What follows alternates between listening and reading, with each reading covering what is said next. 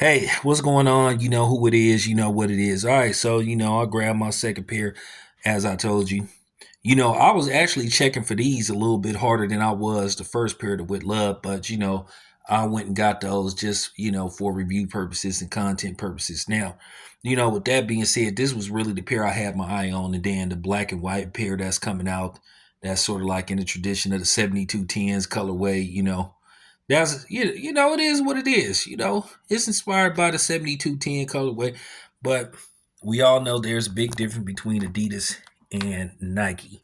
So, I know there's a competition between the Ja Morant, which those Ja Morant kicks are fire. I'm really thinking about grabbing a pair of those.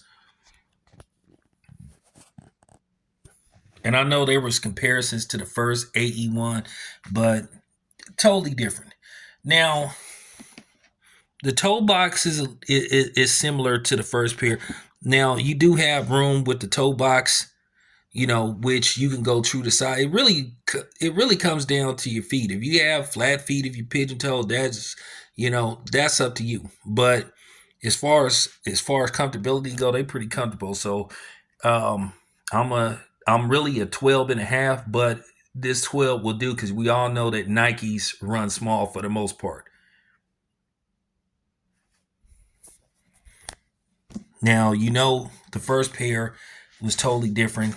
Now, as you can see right here, they have like this fin, and then if you look closer, it had like these nets to them. So these are sort of like fins, and then this material right here, I don't know exactly what this is. This isn't nubuck. This isn't leather. This isn't suede.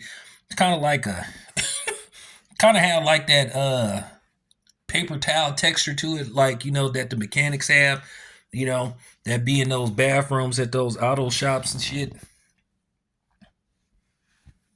And then it has the flip open box, then has this, his logo.